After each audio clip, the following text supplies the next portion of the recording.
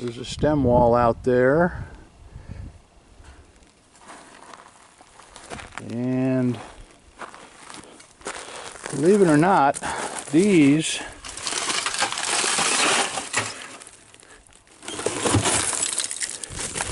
is the hopper of a slot machine. And if it had any money in it at all, it would have melted. There's the gear, there's the transformer, but nothing but ash. Doesn't appear to be as though anything made it through this fire. There's another partial slot machine hopper there. Bunch of them here.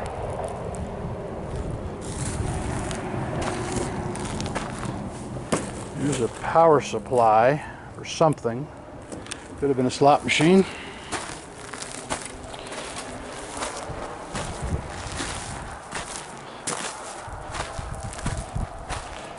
Here was their fireplace, which appears as though was virtually untouched.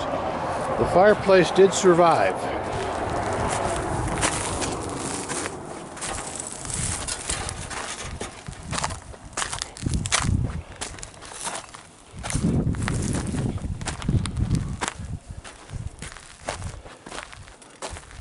This must have been an addition where I'm standing, because if this was wooden, it just absolutely burned all the way to the ground.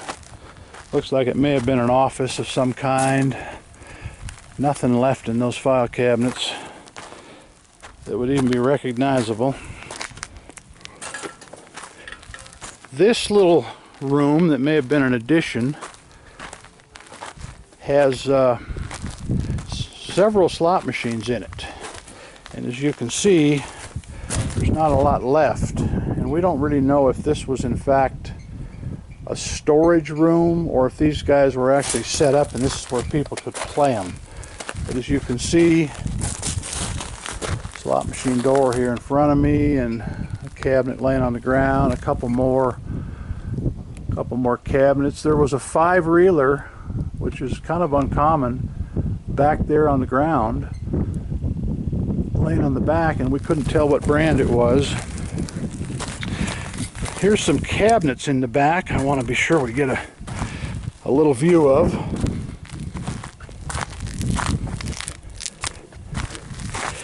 Now these are interesting. These had, oh, you know what these were for? I know exactly what these were for. These had account numbers of people, and I have one right in my hand. And on this, there will be somebody's name, and this was either for check cashing or something. And these, it seems odd they would have so many of these cabinets. See all the drawers?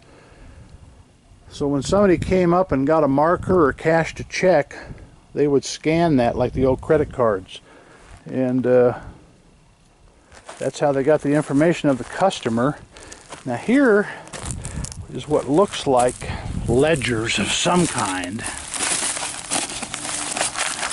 Yep. Montgomery Pass Lodge and Casino employee payroll. Kind of hard to read, but we may as well walk over to this motel. It apparently was unaffected by the fire. While we're here, we drove 4 hours to get here, and we've been trying to get here for a couple of months now, but we finally made our way. Appears as though everything is sealed up to where you never know, they might be able to use this facility again. Here's my artist again, and I'm beginning to think now that that is a stencil. And he also has that same stencil on an abandoned gas station I stopped at on the 95. So that's actually 3 videos now we have seen that stencil. Kind of interesting. Some guy leaving his mark out here in abandoned Nevada. I don't see any sign or there were any people here recently. No food, no cigarette wrappers that look fresh. Kind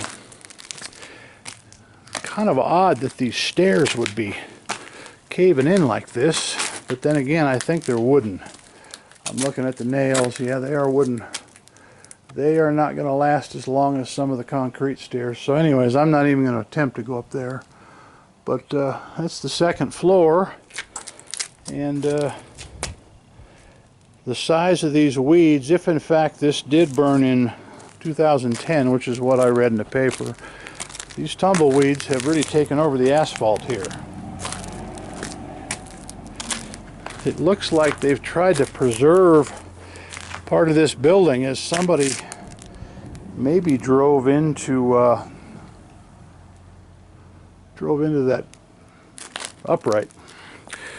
So I imagine this building at some point for somebody would save them some money if they were going to start from scratch. But anyways, here's the back side of the casino. I was in that when it was open, and I think it was 15 to 20 years ago. We had to come over this pass because we couldn't get to Tonopah because of the snow, and this road was actually open. So kind of interesting. Thanks for tuning in, guys. We're going to go next door here to the gas station, maybe some kind of a early C-store. You can see my trucking friend is turning around in there, but we'll go over there and see what that's all about too. Thanks for tuning in. Nevada Arcade up in the mountains in rural Nevada. Bye for now.